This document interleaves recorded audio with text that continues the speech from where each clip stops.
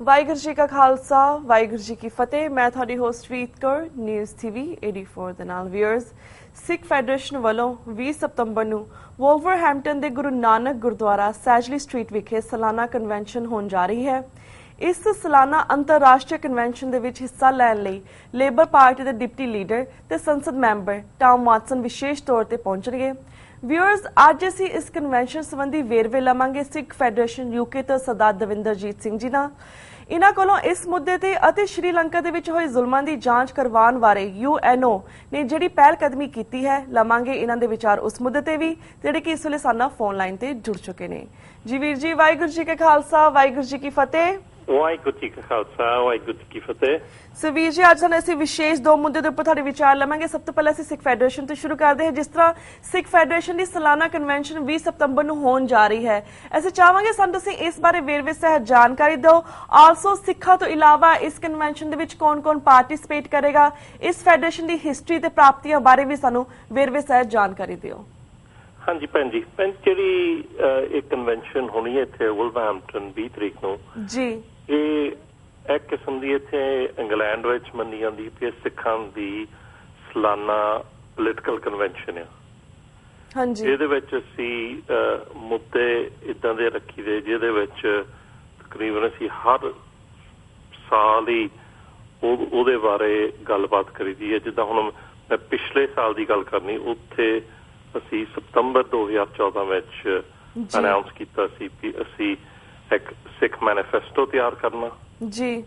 ਜਨਵਰੀ ਵਿੱਚ ਰਿਲੀਜ਼ ਕਰਨਾ ਇਲੈਕਸ਼ਨਾਂ ਤੋਂ ਪਹਿਲਾਂ। ਹਾਂਜੀ, ਤੇ ਨਾਲੇ ਇੱਕ ਐਸਟੈਬਲਿਸ਼ ਕਰਨੀ ਸਿੱਖ ਨੈਟਵਰਕ, ਜਿਹੜੀ ਕਹਿ ਲਓ ਨੌਜਵਾਨਾਂ ਦੀ, ਪੜ੍ਹੇ ਲਿਖੇ ਬੰਦਿਆਂ ਦੀ ਸੀ, ਜਿਹੜੇ ਉਹ ਮੈਨੀਫੈਸਟੋ ਨੂੰ ਤਿਆਰ ਕਰਨਗੇ। ਤਾਂ ਹਮੇਸ਼ਾ ਇਹ ਕਨਵੈਨਸ਼ਨ ਵਿੱਚ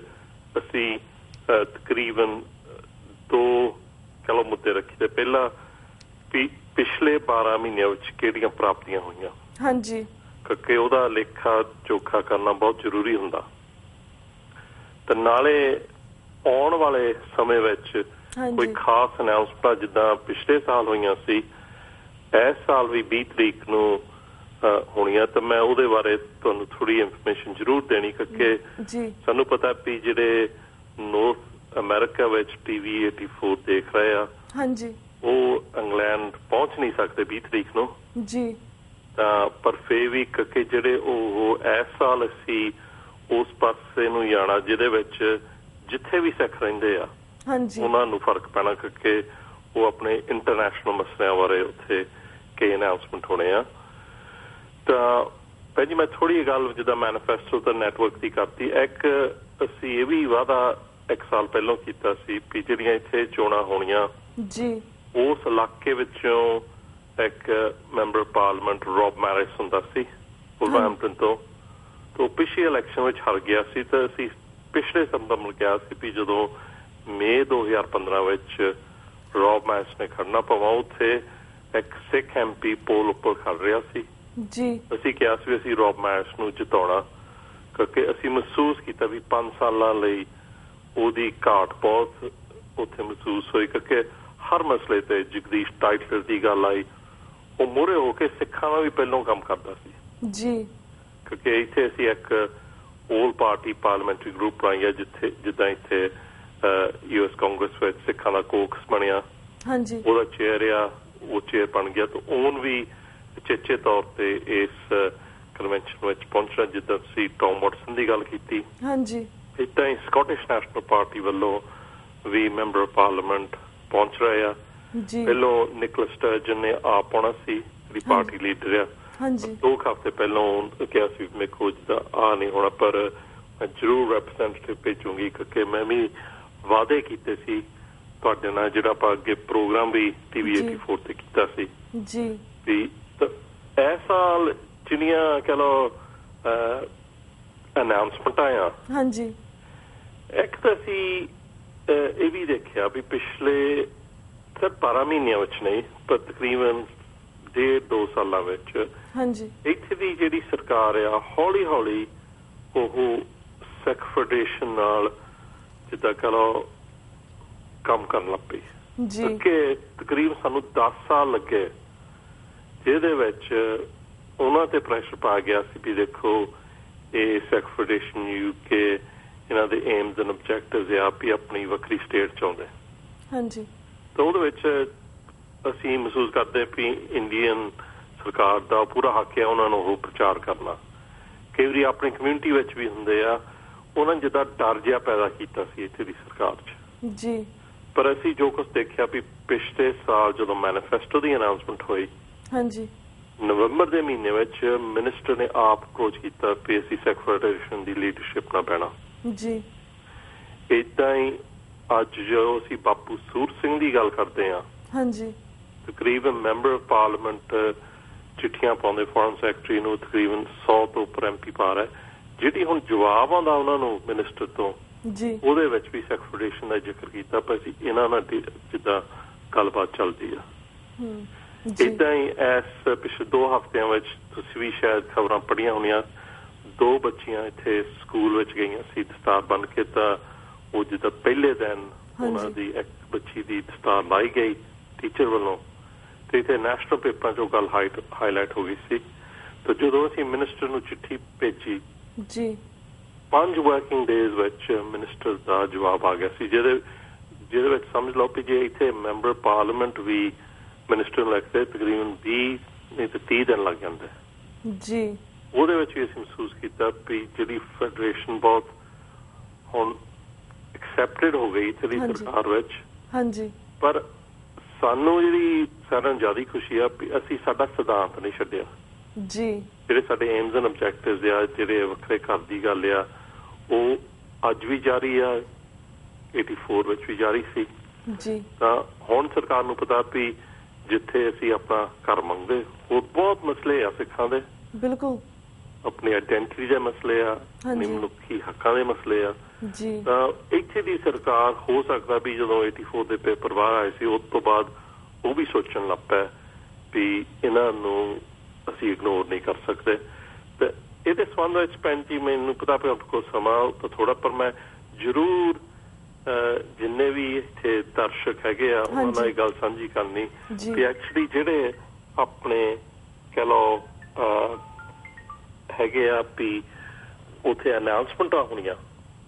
ਉਹਦੇ ਵਿੱਚ ਅਸੀਂ 4 ਅਨਾਉਂਸਮੈਂਟਾਂ ਕਰਨੀਆਂ ਹਾਂਜੀ ਪਹਿਲੀ ਅਨਾਉਂਸਮੈਂਟ ਇਹ ਆ ਵੀ ਕੰਮ ਇੰਨਾ ਵੱਧ ਰਿਹਾ ਸਿੱਖ ਫੈਡਰੇਸ਼ਨ ਦੇ ਵੀ ਅਸੀਂ ਐਕਚੁਅਲੀ ਜਥੇਬੰਦੀ ਦਾ ਸਟਰਕਚਰ ਚੇਂਜ ਕਰਨ ਲੱਗੇ ਆ ਨਾਲੇ ਐਕਸਪੈਂਡ ਕਰਨ ਲੱਗੇ ਜੀ UK 12 ਇਲਾਕਿਆਂ ਵਿੱਚ ਵੰਡਿਆ ਜਾਂਦਾ ਸਕਾਟਲੈਂਡ ਵੇਲਜ਼ ਨਾਰਥਰਲੈਂਡ ਦੇ ਵੱਖਰੇ ਇਲਾਕੇ ਆ ਜੀ ਸਾਡਾ ਟਾਰਗੇਟ ਆ ਵੀ ਹਰ ਰੀਜਨ ਵਿੱਚ ਸਾਡਾ ਸਟਰਕਚਰ ਹੋਵੇ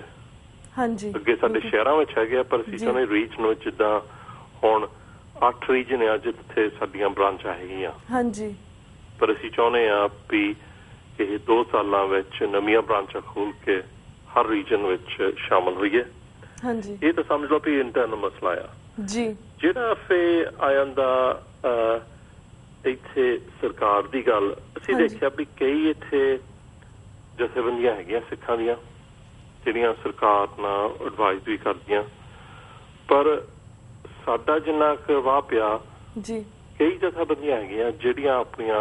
ਬੇਸਿਕ ਜਿਹੜੀਆਂ ਇੰਸਟੀਟਿਊਸ਼ਨਾਂ ਉਹਨਾਂ ਨੂੰ ਨਹੀਂ ਮੰਨਦੀਆਂ ਹਾਂਜੀ ਮੈਂ ਖਾਸ ਤੌਰ ਤੇ ਸ਼੍ਰੀ ਅਕਾਲ ਤਖਤ ਸਾਹਿਬ ਦੀ ਗੱਲ ਕਰਦਾ ਹਾਂਜੀ ਵੀ ਉਸ ਮੈਂ ਇੰਸਟੀਟਿਊਸ਼ਨ ਦੀ ਗੱਲ ਕਰਦਾ ਮੈਂ ਜਿਸ ਤਰ੍ਹਾਂ ਦੀ ਨਹੀਂ ਉਹ ਜਿਹੜਾ ਇੰਸਟੀਟਿਊਸ਼ਨ 6ਵੇਂ ਪਾਤਸ਼ਾਹ ਨੇ ਸ਼ੁਰੂ ਕੀਤਾ ਸੀ ਜੀ ਉਹ ਹਰ ਸਿੱਖ ਲਈ ਸੁਪਰੀਮ ਆ ਤਾਂ ਅਸੀਂ ਇੱਥੇ ਗੱਲ ਚੱਲ ਰਹੀ ਆ ਵੀ ਇੱਥੇ ਜੇ 2 ਸੰਸਥਾ ਹੈਗੀਆਂ ਜਿਹੜੀਆਂ ਸਰਕਾਰ ਨੂੰ ਐਡਵਾਈਜ਼ ਕਰ ਰਹੀਆਂ ਧਾਰਮਿਕ ਇਸ਼ੂਆਂ ਤੇ ਹਾਂਜੀ ਪਰ ਉਹ ਸ਼੍ਰੀ ਅਕਾਲ ਤਖਤ ਸਾਹਿਬ ਨੂੰ ਮੰਨਦੇ ਨਹੀਂ ਫਿਰ ਅਸੀਂ ਵੀ ਕਹਿੰਦੇ ਵੀ ਜਿਹੜੀਆਂ ਹੋਰ ਇੱਥੇ ਜਥੇਬੰਦੀਆਂ ਸਰਕਾਰ ਨਾਲ ਡੀਲ ਕਰਦੀਆਂ ਰਲ ਕੇ ਹਾਂਜੀ ਜਿਵੇਂ ਕਹੀਏ ਵੀ ਦੇਖੋ ਇਹ ਹਰ ਸਿੱਖ ਲਈ ਲਾਜ਼ਮੀ ਆ ਜੀ ਤਾਂ ਅਖੀਰ ਵਿੱਚ ਜਿਹੜੀਆਂ 2 ਹੈਗੀਆਂ ਜਿਹਦੇ ਵਿੱਚ ਅਮਰੀਕਾ ਕੈਨੇਡਾ ਤੇ ਵੀ ਫਰਕ ਪੈਣਾ ਉਹ ਇਹ ਆ ਵੀ ਇੰਟਰਨੈਸ਼ਨਲ ਲੈਵਲ ਤੇ ਬਹੁਤ ਗੱਲਬਾਤ ਚੱਲ ਰਹੀ ਆ ਵੀ ਜਿੱਦਾਂ ਆਪਾਂ ਪੰਜਾਬ ਦੀ ਕੋਈ ਗੱਲ ਕਰਦੇ ਆ ਆਪਾਂ ਹਮੇਸ਼ਾ ਡਾਇਸਪੋਰਾ ਦੀ ਗੱਲ ਕਰਦੇ ਆ ਹਾਂਜੀ Sikh Canada America England Far East Australia New Zealand ਬੈਠੇ ਆ ਇਹਨਾਂ ਦੇ ਵੀ ਵਿਚਾਰ ਲੈਣੇ ਚਾਹੀਦੇ ਬਿਲਕੁਲ ਪਰ ਜਿਹੜੀ ਸਾਨੂੰ ਮਹਿਸੂਸ ਹੋਈ ਵੀ ਜਿਹੜੇ ਆਪਣੇ ਕਈ ਮਸਲੇ ਆ ਜਿੱਦਾਂ ਹੁਣ ਆਪਾਂ ਸਿੱਖ ਪੋਲੀਟੀਕਲ ਪ੍ਰਿਜ਼ਨਰਸ ਦਾ ਮਸਲਾ ਲੈ ਲਈਏ, ਸਿੱਖ ਜੈਨੋਸਾਈਡ ਦਾ ਮਸਲਾ ਲੈ ਲਈਏ, ਸੈਲਫ ਡਿਟਰਮੀਨੇਸ਼ਨ ਦਾ ਮਸਲਾ ਲਈਏ, ਅਸੀਂ ਜਿੰਨਾ ਮਰਜ਼ੀ ਕੰਮ ਇੰਗਲੈਂਡ ਵਿੱਚ ਕਰ ਲਈਏ, ਉਹ ਜਿੰਨਾ ਚਿਰ ਆਪਾਂ ਹਰ ਮੁਲਕ ਵਿੱਚ ਇੱਥੇ ਸਿੱਖ ਰਹਿ ਰਹੇ ਰਲ ਕੇ ਨਹੀਂ ਕਰਦੇ, ਉਹਨਾਂ ਚ ਆਪਣੀ ਪ੍ਰਾਪਤੀ ਸ਼ਾਇਦ ਨਾ ਹੋਵੇ। ਤਾਂ ਅਸੀਂ ਇੱਥੋਂ ਯੂਰੋਪੀਅਨ ਮੁਲਕਾਂ ਤੋਂ ਕਾਫੀ ਜਿਹੜੇ ਨੁਮਾਇੰਦੇ ਜਥੇਬੰਦੀਆਂ ਦੇ ਪਹੁੰਚ ਰਹੇ ਕਨਵੈਨਸ਼ਨ ਤੇ, ਤਾਂ ਉੱਥੇ ਅਸੀਂ ਇਹ ਇੱਕ ਟਾਰਗੇਟ ਸੈੱਟ ਕਰਨਾ ਵੀ ਜਿਹੜੇ ਪੰਥਕ ਸੋਚ ਵਾਲੇ ਬੰਦੇ ਆ ਜਿਹੜੀ ਮਰਜ਼ੀ ਜਥੇਬੰਦੀ ਚ ਹੋਣ, ਪਰ ਖਾਸ ਤੌਰ ਤੇ ਜਿਹੜੀਆਂ ਜਥੇਬੰਦੀਆਂ ਸ਼੍ਰੀ ਅਕਾਲ ਤਖਤ ਸਾਹਿਬ ਨੂੰ ਸੁਪਰੀਮ ਮੰਨਦੀਆਂ, ਤੇ ਦੂਸਰਾ ਵੀ ਜਦੋਂ 1984 ਵਿੱਚ ਦਰਬਾਰ ਸਾਹਿਬ ਤੇ ਹਮਲਾ ਹੋਇਆ ਸੀ, ਜਿੱਦਾਂ ਸੰਤ ਜਰਨੈਲ ਸਿੰਘ ਨੇ ਕਿਹਾ ਸੀ ਵੀ ਉਦੋਂ ਇੱਕ ਕਿਸਮ ਦਾ ਨੀਂਹ ਪੱਥਰ ਰੱਖਿਆ ਗਿਆ ਸੀ ਖਾਲਿਸਤਾਨ ਦਾ, ਕਹਿੰਦਾ ਜਿਹੜੀਆਂ ਜਥੇਬੰਦੀਆਂ ਉਸ ਗੱਲ ਤੇ ਪਹਿਰਾ ਦੇ ਰਹੀਆਂ ਉਹ ਅਸੀਂ ਸਮਝਦੇ ਹੈਗੇ ਪੰਥਕ, ਉਹਨਾਂ ਨੂੰ ਇਕੱਠੇ ਹੋ ਕੇ ਇੱਕ ਯੂਰੋਪੀਅਨ ਲੈਵਲ ਤੇ ਇੱਕ ਅਸੀਂ ਚਾਹੁੰਦੇ ਇੰਟਰਨੈਸ਼ਨਲ ਲੈਵਲ ਤੇ ਇਕੱਠੇ ਹੋਣਾ ਚਾਹੀਦਾ। ਪਰ ਉਹਦੇ ਨਾਲ ਅਸੀਂ 5 ਪੁਆਇੰਟ ਪਲਾਨ ਤਿਆਰ ਕੀਤਾ ਜਿਹੜਾ ਅਸੀਂ ਚਾਹੁੰਦੇ ਹਰ ਮੁਲਕ ਵਿੱਚ ਡਿਸਕਸ ਹੋਵੇ। ਜੇ ਆਪਾਂ ਕੋਈ ਸਟਰਕਚਰ ਵੀ ਹਰ ਜਥੇਬੰਦੀ ਆਪਣੇ ਥਾਂ ਤੇ ਇੰਡੀਪੈਂਡੈਂਟ ਆ, ਪਰ ਆਪਣੇ ਕਈ ਸਾਂਝੇ ਮਸਲੇ ਹੈਗੇ ਜਿੱਥੇ ਆਪਾਂ ਨੂੰ ਰਲ ਕੇ ਕੰਮ ਕਰਨਾ ਚਾਹੀਦਾ। ਮੈਂ ਉਹ ਬਹੁਤ ਬਰੀਫਲੀ ਤੁਹਾਨੂੰ ਦੱਸਣਾ। ਇੱਕ ਹੈਗਾ ਜਿਹੜਾ ਆਪਾਂ ਬਹੁਤ ਸਾਲਾਂ ਤੋਂ ਧਾਰਾ 25 ਦੀ ਓਪੋਜੀਸ਼ਨ, ਜਿਹੜੇ ਕਾਨੂੰਨ ਉਹਦੇ ਹਿਸਾਬ ਨਾਲ ਬਣੇ ਜਿਹੜੇ ਸਿੱਖਾਂ ਦੇ ਖਿਲਾਫ ਆ। ਦੂਸਰਾ ਜਿਹੜਾ ਦਰਬਾਰ ਸਾਹਿਬ ਤੇ ਜਦੋਂ ਹਮਲਾ ਹੋਇਆ ਸੀ, ਜਿਹੜੇ ਆਪਣੇ ਗੁਰੂ ਗ੍ਰੰਥ ਸਾਹਿਬ ਦੇ ਮੈਨੂਸਕ੍ਰਿਪਟ ਹੁਕਮਨਾਮੇ ਜਿਹੜੇ ਗੁਰੂਆਂ ਦੇ ਦਸਤਖਤ ਹੋਏ ਸੀ, ਉਹ ਸਿੱਖ ਰੈਫਰੈਂਸ ਫਾਈਲ ਤੋਂ ਜਿਹੜੇ ਇੱਕ ਕਿਸਮ ਦੇ ਚੋਰੀ ਕੀਤੇ ਗਏ ਸੀ। ਇਹ ਦੋ ਮਸਲੇ। ਤੀਸਰਾ ਮਸਲਾ ਜਿਹੜਾ ਮੈਂ ਉਸ ਪਾਸੇ ਨੂੰ ਗੱਲ ਕੀਤੀ ਵੀ ਜਿਹੜੀ 84 ਵਿੱਚ ਕੁਛ ਹੋਇਆ ਸੀ ਉਹ ਜੈਨੋਸਾਈਡ ਆ। ਚੌਥਾ ਵੀ ਜਿੱਦਾਂ ਆਪਾਂ ਹੁਣ ਇਸ ਟਾਈਮ ਤੇ ਸਿੱਖ ਪੋਲੀਟੀਕਲ ਪ੍ਰਿਜ਼ਨਰਸ ਦੀ ਗੱਲ ਕਰਦੇ ਆ, ਨਹੀਂ ਤਾਂ ਜਸਟਿਸ ਕਹਿੰਦੇ 84 ਦਾ ਹੋਵੇ, ਨਹੀਂ ਤਾਂ ਜੋ ਕੁਛ ਬਾਅਦ ਚ ਹੋਇਆ। ਤੇ ਪੰਜਵਾਂ ਜਿਹੜਾ ਆਪਣਾ ਸੈਲਫ ਡਿਟਰਮੀਨੇਸ਼ਨ ਦਾ ਹੱਕ ਆ, ਆਪਣੇ ਘਰ ਦਾ ਹੱਕ ਆ। ਅਸੀਂ ਇਹ ਚਾਹੁੰਦੇ ਵੀ ਇਹ 5 ਮਸਲੇ ਆ ਜਿੱਥੇ ਮੈਨੂੰ ਲੱਗਦਾ ਕੋਈ ਵੀ ਪੰਥਕ ਜਥੇਬੰਦੀ ਕਹਿ ਨਹੀਂ ਸਕਦੀ ਕਿ ਆਪਣੇ ਸਾਂਝੇ ਮਸਲੇ ਨਹੀਂ। ਤਾਂ ਇਹਦੇ ਨਾਲ ਅਸੀਂ ਅਖੀਰ ਵਿੱਚ ਜਿਹੜਾ ਮੈਨੂੰ ਪਤਾ ਅਮਰੀਕਾ ਦੇ ਸਿੰਘਾਂ ਨੂੰ ਵੀ ਇਸ ਚੀਜ਼ ਦਾ ਮਹਿਸੂਸ ਹੋਣਾ ਵੀ ਇੱਥੇ ਇੰਗਲੈਂਡ ਵਿੱਚ ਨਰਿੰਦਰ ਮੋਦੀ ਆ ਰਿਹਾ 12 ਨਵੰਬਰ ਨੂੰ, ਤਾਂ ਇਸ ਮੁਲਕ ਵਿੱਚ ਇੰਡੀਆ ਦਾ ਪ੍ਰਾਈਮ ਮਿਨਿਸਟਰ ਤਕਰੀਬਨ 10 ਸਾਲ ਹੋ ਗਏ ਆਇਆ ਨੇ। ਉਦੋਂ 2006 ਵਿੱਚ ਮਨਮੋਹਨ ਸਿੰਘ ਆਇਆ ਸੀ। ਤੇ ਇਹਦੇ ਬਾਰੇ ਇੱਥੇ ਬਹੁਤ ਮੀਡੀਆ ਵਿੱਚ ਵੀ ਗੱਲਬਾਤ ਚੱਲ ਰਹੀ, ਬੰਦੇ ਜਿਹੜੇ ਉਹਦੇ ਸਪੋਰਟ ਚ ਵੀ ਤਿਆਰੀ ਕਰ ਰਿਹਾ। ਤਾਂ ਅਸੀਂ ਚਾਹੁੰਦੇ ਹਾਂ ਕਿ ਇਹ ਕਨਵੈਨਸ਼ਨ ਏਦਾਂ ਦਾ ਇਕੱਠ ਹੁੰਦਾ ਜਿੱਥੇ ਕਹਿ ਲਓ ਵੀ ਹਰ ਸਿੱਖ ਜਿਹੜਾ ਪੋਲੀਟੀਕਲੀ ਅਵੇਅਰ ਹੈ ਇਸ ਮੁਲਕ ਵਿੱਚ, ਯੂਰਪ ਵਿੱਚ, ਉਹਨਾਂ ਦੀ ਨਿਗਾਹ ਹੁੰਦੀ ਆ ਵੀ ਇੱਥੇ ਕਿਹੜੇ ਫੈਸਲੇ ਹੋਣੇ। ਤਾਂ ਅਸੀਂ ਵੀ ਇੱਕ ਕਿਸਮ ਦੇ ਪਬਲਿਕਲੀ ਨਰਿੰਦਰ ਮੋਦੀ ਨੂੰ ਮੈਸੇਜ ਦੇਣਾ ਚਾਹੁੰਦੇ ਆ ਇਸ ਕਨਵੈਨਸ਼ਨ ਵਿੱਚ। ਉਹ ਮੈਸੇਜ ਇਹ ਆ ਵੀ ਜਿੰਨੇ ਵੀ ਮਸਲੇ ਤਕਰੀਬਨ ਮੈਂ ਹੁਣ ਦੱਸ ਕੇ ਹਟਿਆ, ਸਿੱਖ ਰੈਫਰੈਂਸ ਲਾਏ ਵੀ ਦੀ ਜੈਨੋਸਾਈਡ ਦੀ ਗੱਲ, ਪੋਲੀਟੀਕਲ, ਇਹ ਸਾਰੇ ਤੁਸੀਂ 84 ਨਾਲ ਲਿੰਕ ਕਰ ਸਕਦੇ। ਜੇ ਨਰਿੰਦਰ ਮੋਦੀ ਇੱਥੇ ਆਉਂਦਾ, ਗੱਲਬਾਤ ਚੱਲ ਰਹੀ, ਹੋ ਸਕਦਾ ਵੀ ਗੁਰੂ ਘਰ ਜਾਵੇ, ਹੋ ਸਕਦਾ ਵੀ ਉਹ ਸਿੱਖਾਂ ਨਾਲ ਬੈਠਣ ਦੀ ਵੀ ਕੋਸ਼ਿਸ਼ ਕਰੇ। ਅਸੀਂ ਪਬਲਿਕਲੀ ਹੁਣ ਹੀ ਦੱਸਣਾ ਚਾਹੁੰਦੇ ਵੀ ਜੇ ਕੋਈ ਵੀ ਸਿੱਖ ਨਰਿੰਦਰ ਮੋਦੀ ਨੂੰ ਗੱਲਬਾਤ ਕਰਦਾ, ਉਹਨਾਂ ਨੂੰ ਹਮੇਸ਼ਾ ਇਹ ਮੋਹਰੇ ਰੱਖਣਾ ਚਾਹੀਦਾ ਵੀ ਜਿਹੜਾ 1984 ਵਿੱਚ ਸਿੱਖਾਂ ਨਾਲ ਹੋਇਆ ਸੀ ਉਹ ਆਪਣਾ ਮੁੱਖ ਆ। ਜਿੱਦਾਂ ਅਸੀਂ ਦੱਸਿਆ ਵੀ ਜੇ 1984 ਵਿੱਚ ਇਹ ਇੰਡੀਆ ਸਰਕਾਰ ਨੇ ਡਿਸੀਜਨ ਬਣਾਇਆ ਸੀ ਪੀਸੀ ਦਰਬਾਰ ਸਾਹਿਬ ਤੇ ਹਮਲਾ ਕਰਨਾ,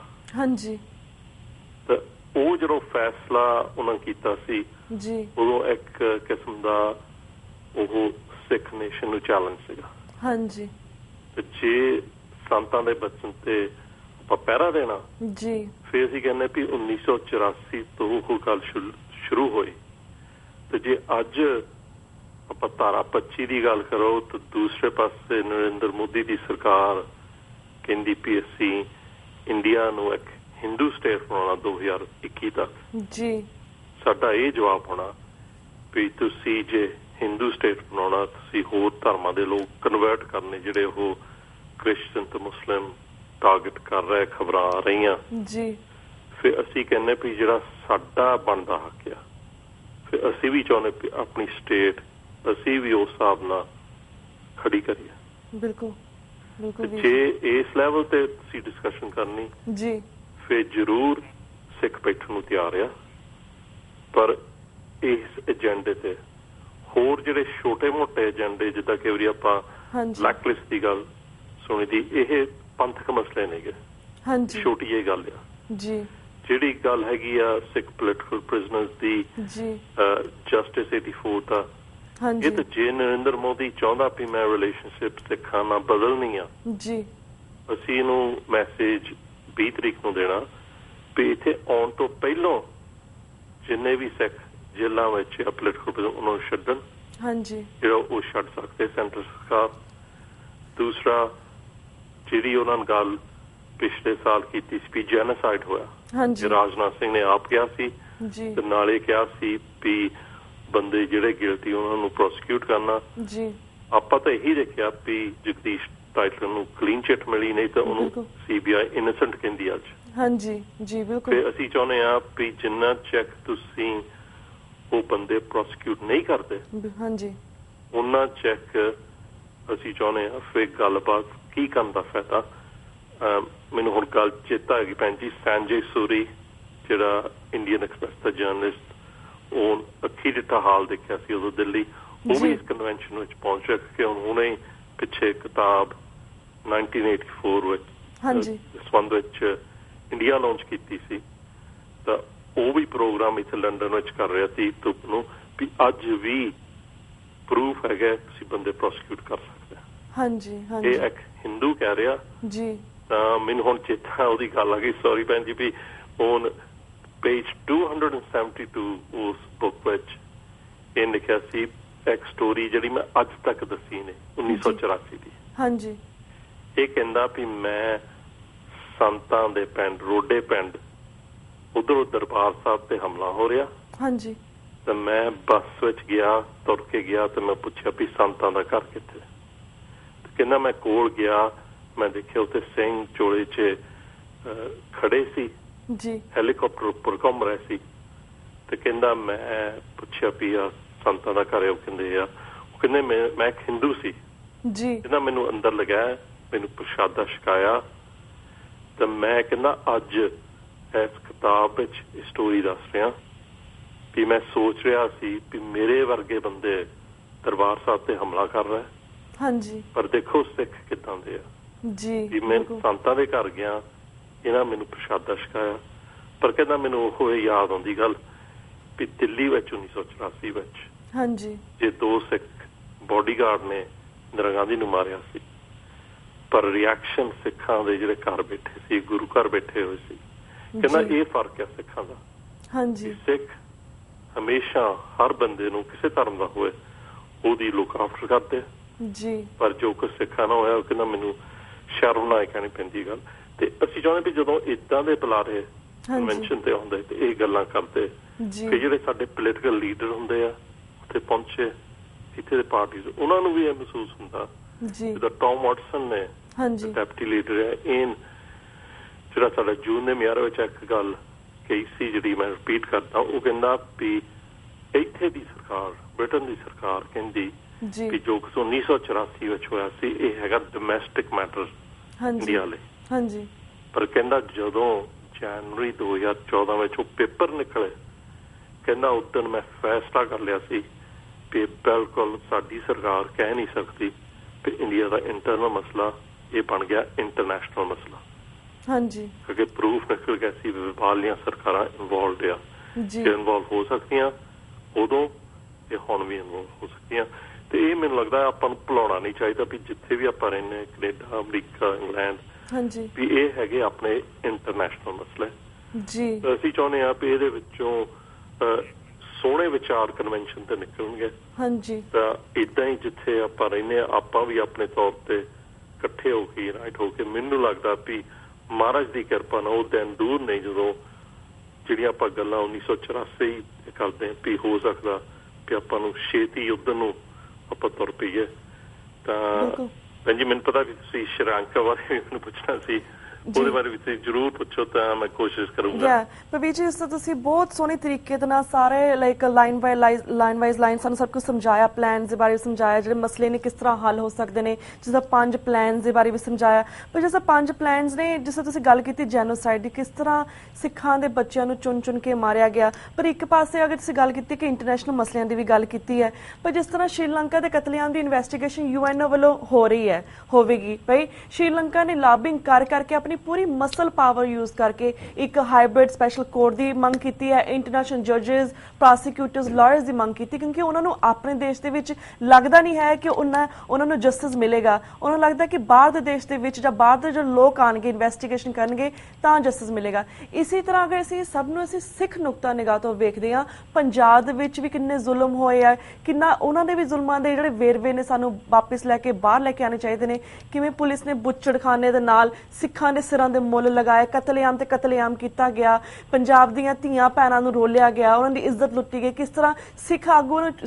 ਨੂੰ ਚੁਣ ਚੁਣ ਕੇ ਮਾਰਿਆ ਗਿਆ। ਪਰ ਤੁਹਾਨੂੰ ਲੱਗਦਾ ਕਿ ਜਿਸ ਤਰ੍ਹਾਂ ਤੁਸੀਂ ਗੱਲ ਕੀਤੀ ਕਿ ਇਹ ਇੰਟਰਨੈਸ਼ਨਲ ਮਸਲੇ ਬਣ ਗਏ ਨੇ ਜੈਨੋਸਾਈਡ ਦੇ, ਪਰ ਸਾਨੂੰ ਵੀ ਇੰਨੀ ਲੌਬਿੰਗ ਕਰਕੇ ਆਪਣੀ ਪੂਰੀ ਪਾਵਰ ਯੂਜ਼ ਕਰਕੇ ਜਿਹੜਾ ਵਰਡ ਇਹ ਕਹਿੰਦੇ ਨੇ ਬਾਰ-ਬਾਰ ਰਾਈਟਸ ਕਰਦੇ ਨੇ ਜਾਂ ਦੰਗੇ ਕਹਿੰਦੇ ਨੇ ਜਾਂ ਫਿਰ ਸਾਨੂੰ ਕਹਿੰਦੇ ਨੇ ਕਿ ਇਹਨਾਂ ਅੱਤਵਾਦੀਆਂ ਨੂੰ ਖਤਮ ਕਰਨਾ ਸੀ, ਅਸੀਂ ਉਸ ਚੀਜ਼ ਨੂੰ ਜੈਨੋਸਾਈਡ ਦੇ ਵਿੱਚ ਕਿਉਂ ਨਹੀਂ ਕਨਵਰਟ ਕਰ ਸਕੇ? ਅਸੀਂ ਕਿਉਂ ਨਹੀਂ ਕਨਵਿੰਸ ਕਰ ਸਕਦੇ ਇੰਟਰਨੈਸ਼ਨਲ ਲੈਵਲ ਦੇ ਵਿੱਚ ਕਿ ਸਾਡੇ ਨਾਲ ਪੰਜਾਬ ਦੇ ਵਿੱਚ ਕੀ ਹੋਇਆ ਸੀ ਜਾਂ ਫਿਰ ਨਵੰਬਰ 84 ਦੇ ਵਿੱਚ ਕੀ ਹੋਇਆ ਸੀ? ਤੁਹਾਨੂੰ ਲੱਗਦਾ ਜਿਸ ਤਰ੍ਹਾਂ ਸ਼੍ਰੀਲੰਕਾ ਨੇ ਆਪਣੀ ਪਾਵਰ ਯੂਜ਼ ਕੀਤੀ ਹੈ, ਲੌਬਿੰਗ ਕੀਤੀ ਹੈ, ਸਾਨੂੰ ਵੀ ਸੇਮ ਕਰਨਾ ਚਾਹੀਦਾ ਬਿਗਰ ਲੈਵਲ ਦੇ ਉੱਪਰ? What do you have to say about this? ਭੈਣ ਜੀ, ਜਦੋਂ ਸਿਕਸ ਫॉर ਜਸਟਿਸ ਨੇ ਪਟੀਸ਼ਨ ਕੀਤੀ ਸੀ 1 ਮਿਲੀਅਨ ਦੀ, ਜਿਹੜੀ ਜਨੀਵਾ ਵਿੱਚ ਸੀ, ਅਸੀਂ ਵੀ ਉੱਥੇ ਸ਼ਾਮਲ ਸੀਗੇ। ਤਾਂ ਐਕਚੁਅਲੀ ਪਟੀਸ਼ਨ ਦੇਣ ਤੋਂ ਪਹਿਲੋਂ ਸਾਨੂੰ ਉੱਥੇ ਜਿਹੜੇ ਹਰਮਿੰਦਰ ਸਿੰਘ ਖਾਲਸਾ ਤੇ ਮਾਸਟਰ ਕਰਨ ਸਿੰਘ ਜਿਹੜੇ ਹਾਈਜੈਕ ਕਰਿਆ 81 ਤੇ 84 ਦੇ, ਉਹ ਸਵਿਟਜ਼ਰਲੈਂਡ ਰਹਿੰਦੇ, ਉਹਨਾਂ ਨੇ ਸਾਨੂੰ ਕਿਹਾ ਸੀ ਵੀ ਤੁਸੀਂ ਮੀਟਿੰਗ UN ਵਾਲਿਆਂ ਨਾਲ ਸੈਟ ਅਪ ਕਰੋ, ਜਿਹਦੇ ਵਿੱਚ ਸਿਕਸ ਫॉर ਜਸਟਿਸ ਦੇ ਨੁਮਾਇੰਦੇ ਤਾਂ ਆਲ ਇੰਡੀਆ ਸਿੱਖ ਸਟੂਡੈਂਟ ਫੈਡਰੇਸ਼ਨ ਦੇ ਪੰਜਾਬ ਤੋਂ ਇਹ ਅਸੀਂ 7-8 ਜਣੇ ਮੀਟਿੰਗ ਵਿੱਚ ਗਏ ਸੀ ਜੀ। ਉੱਥੇ ਤਕਰੀਬਨ 10 ਜਣੇ ਸੀਗੇ, ਵੱਖਰੇ ਵੱਖਰੇ ਮਹਿਕਮੇ UN ਦੇ। ਤਾਂ ਦਾਸ ਨੇ ਉੱਥੇ ਸਟੇਜ ਵਿੱਚ ਵੀ, ਕਿਉਂਕਿ ਉੱਥੇ 10,000 ਦਾ ਇਕੱਠ ਸੀ, ਅਸੀਂ ਦੱਸਿਆ ਸੀ, ਅਸੀਂ ਕਿਹਾ ਦੇਖੋ ਉਹ ਨਾ ਮੀਟਿੰਗ ਵਿੱਚ ਸਾਨੂੰ ਉਦੋਂ ਹੀ ਦੱਸਦਾ ਸੀ, ਉਹ ਕਹਿੰਦੇ ਵੀ ਦੇਖੋ ਤੁਸੀਂ ਅੱਜ 1 ਮਿਲੀਅਨ ਦੀ ਪਟੀਸ਼ਨ ਹੈ, ਤੁਸੀਂ ਭਾਵੇਂ 10 ਮਿਲੀਅਨ ਦੀ ਲੈ ਆਉਂਦੇ, ਅਸੀਂ ਤੁਹਾਨੂੰ ਦੱਸ ਦਿੰਦੇ ਵੀ ਇਹਨਾਂ ਦਾ ਜਵਾਬ ਕੀ ਹੋਣਾ। ਉਹ ਕਹਿੰਦੇ ਕਿ ਯੂਨਾਈਟਡ ਨੇਸ਼ਨਜ਼ ਇੱਕ ਏਦਾਂ ਦੀ ਚੀਜ਼ ਹੈ, ਇਹ ਹੈ ਕਿ ਮੁਲਕਾਂ ਦੀ ਜੀ, ਸਟੇਟਸ ਦੀ ਆ। ਤਾਂ ਹਮੇਸ਼ਾ ਜੇ ਤੁਸੀਂ ਕੋਈ ਏਦਾਂ ਦੀ ਗੱਲ ਚੱਕਣੀ ਆ, ਪਟੀਸ਼ਨ ਆਪਣੇ ਥਾਂ ਆ, ਪਰ ਜਿਹੜੀ ਸਟੇਟਾਂ ਦੀ ਸਪੋਰਟ ਲੈਣੀ ਉਹ ਬਹੁਤ ਜ਼ਰੂਰੀ ਆ। ਮੈਂ ਹੁਣ ਖੁੱਲ ਕੇ ਗੱਲ ਕਰਦਾ ਕਿਉਂਕਿ ਜੇ ਆਪਾਂ ਇਹ ਗੱਲ ਨੂੰ ਨਹੀਂ ਅੰਡਰਸਟੈਂਡ ਕਰਦੇ। ਉਹ ਕਹਿੰਦੇ ਵੀ ਇੰਡੀਆ ਜਿਹੜੀ ਸਰਕਾਰ ਆ ਉਹ ਬਹੁਤ ਪਾਵਰਫੁਲ ਹੈ। ਜੇ ਆਪਾਂ ਸ਼੍ਰੀਲੰਕਾ ਦੀ ਗੱਲ ਕਰਦੇ ਹਾਂ, ਇੰਡੀਆ ਸਰਕਾਰ ਤੋਂ ਕਈ ਗੁਣਾ ਪਾਵਰਫੁਲ ਆ, ਕਿਉਂਕਿ ਉਹ ਫਾਈਨੈਂਸ਼ਲੀ ਤੌਰ ਤੇ, ਇਕਨੋਮਿਕਲੀ ਤੌਰ ਤੇ ਉਹ ਦਬਾਅ ਵੱਖਰੀਆਂ ਵੱਖਰੀਆਂ ਸਰਕਾਰਾਂ ਤੇ ਪਾ ਸਕਦੇ ਜੀ। ਤਾਂ ਉਹ ਕਹਿੰਦੇ ਵੀ ਐਕਚੁਅਲੀ ਜੇ UN ਵਾਲੇ ਇਹ ਵੀ ਫੈਸਲਾ ਕਰ ਲੈਣ ਵੀ ਇਨਵੈਸਟੀਗੇਸ਼ਨ ਹੋਣੀ ਆ ਜੀ, ਕਹਿੰਦੇ ਇੰਡੀਆ ਨੇ ਜਾਣ ਨਹੀਂ ਦੇਣਾ। ਹਾਂਜੀ, ਕਹਿੰਦੇ ਜੇ UN ਰੈਪੋਰਟ ਤੋਂ ਤਕਰੀਬਨ ਮੈਨੂੰ ਲੱਗਦਾ 30 ਸਾਲ ਹੋ ਗਏ ਉਹ ਪੰਜਾਬ ਨਹੀਂ ਜਾਣ ਦਿੰਦੇ ਜੀ। ਐਮਨਿਸਟੀ ਇੰਟਰਨੈਸ਼ਨਲ ਨੂੰ ਬੈਨ ਕੀਤਾ ਪੰਜਾਬ ਤੋਂ 1978 ਦਾ। ਉਹ ਕਹਿੰਦੇ ਵੀ ਐਕਚੁਅਲੀ ਇਹ ਜਿਹੜੀਆਂ ਗੱਲਾਂ UN ਦੇ ਸਿਸਟਮ ਵਿੱਚ ਵੀ ਪਾਉਣੀਆਂ, ਉੱਥੇ ਬਹੁਤ ਪੋਲਿਟਿਕਸ ਚੱਲਦੀ ਆ, ਤੇ ਉੱਥੇ ਸਰਕਾਰਾਂ ਕਿ ਉਹਨਾਂ ਨੂੰ ਖੁਦ ਉੱਥੇ ਹੋਣਾ, ਉਹਨਾਂ ਦੇ ਨੁਮਾਇੰਦੇ ਹੁੰਦੇ, ਉਹਨਾਂ ਨੂੰ ਪ੍ਰੈਸ਼ਰ ਪਾਉਣਾ ਦੂਸਰੀਆਂ ਸਰਕਾਰਾਂ ਤੇ ਤੁਸੀਂ ਕਿਉਂਕਿ ਆਪਣੇ ਕੋਈ ਸਟੇਟ ਆਪਣੀ ਤਾਂ ਹੈ ਨੀ ਗੀ, ਹਾਂਜੀ, ਨਾ ਹੀ ਆਪਣੇ ਕੋਲ, ਠੀਕ ਹੈ, ਆਪਣੇ ਕੋਲ ਪ੍ਰੈਸ਼ਰ UK ਵਿੱਚ ਹੈਗਾ, ਕੈਨੇਡਾ ਹੈਗਾ, ਹੋਰ 1-2 ਮੁਲਕਾਂ ਵਿੱਚ ਹੈਗੇ ਜਿੱਥੇ ਗਿਣਤੀ ਸਿੱਖਾਂ ਦੀ ਹੈਗੀ ਆ ਜੀ। ਪਰ ਉਹ ਕਹਿੰਦੇ ਵੀ ਐਕਚੁਅਲੀ ਪ੍ਰੋਬਲਮ ਇਹ ਤੁਹਾਡੇ ਲਈ ਖੜੀ ਆ। ਫਿਰ ਦੂਸਰਾ ਬਣ ਜਾਂਦਾ ਜਿਹੜੇ ਪਰਮਾਨੈਂਟ ਮੈਂਬਰ ਆ UN ਸਿਕਿਉਰਿਟੀ ਕਾਊਂਸਲ ਦਾ, ਹਾਂਜੀ, ਕਿਉਂਕਿ ਉਹ ਵੀ ਜੇ ਇਕੱਠੇ ਹੋ ਕੇ फैसला कर लैन इंक्वायरी होनी चाहिए जेनोसाइड वो पॉसिबिलिटी हैगी आ उस पासे नूं अपना थोड़ा ज़्यादा ध्यान होना चाहिए इत्थे अमेरिकन MC ਨਾਲ 2-3 ਮੀਟਿੰਗਾਂ ਪਿਛਲੇ 2-3 ਮਹੀਨਿਆਂ ਵਿੱਚ ਕਰਕੇ ਹਟੇ ਸਾਡੇ ਇੱਥੇ ਪਲਾਨ ਆ ਵੀ ਚਾਈਨੀਜ਼ ਐਮਬੈਸੀ ਵਾਲਿਆਂ ਨੇ ਮੀਟਿੰਗ ਕਰਨੀ ਆ UK ਸਰਕਾਰ ਨਾਲ ਸਾਡੀ ਗੱਲਬਾਤ ਚੱਲ ਰਹੀ ਆ ਪਰ ਜੇ ਆਪਾਂ ਹਰ ਮੁਲਕ ਵਿੱਚ ਕੈਨੇਡਾ ਅਮਰੀਕਾ ਇਸ ਲੈਵਲ ਤੱਕ ਆਪਾਂ ਮੀਟਿੰਗਾਂ ਕਰਾਂਗੇ ਇਹ ਪਰਮਾਨੈਂਟ ਮੈਂਬਰ ਤੇ ਕਿਉਂਕਿ ਜਿੱਥੇ ਆਪਾਂ ਗੱਲ ਕਰਦੇ ਸ਼੍ਰੀਲੰਕਾ ਦੀ ਇਹ ਵੀ ਗੱਲ ਆ ਵੀ ਇੰਡੀਆ ਆਪਣਾ ਪੂਰਾ ਪ੍ਰੈਸ਼ਰ ਪਾ ਰਿਹਾ ਵੀ ਸਾਡੀ permanent seat UN Security Council ਹੋਵੇ ਜੀ ਭਾਵੇਂ ਅਮਰੀਕਾ ਚਾਈਨਾ ਤੇ ਰਸ਼ੀਆ ਨੇ ਐਕਚੁਅਲੀ ਰਾਜ ਕੀਤਾ ਹਾਂਜੀ ਇਹ ਗੱਲਾਂ ਇੱਕ ਪਾਸੇ ਆਪਾਂ ਨੂੰ ਐਕਸਪਲੋਇਟ ਕਰਨੀਆਂ ਪੈਣੀਆਂ ਤੇ ਦੂਸਰੇ ਪਾਸੇ ਜਿੱਦਾਂ ਮੈਂ ਭੈਣ ਜੀ ਦੱਸਿਆ ਵੀ ਦੇਖੋ ਐਕਚੁਅਲੀ ਆਪਾਂ ਨੂੰ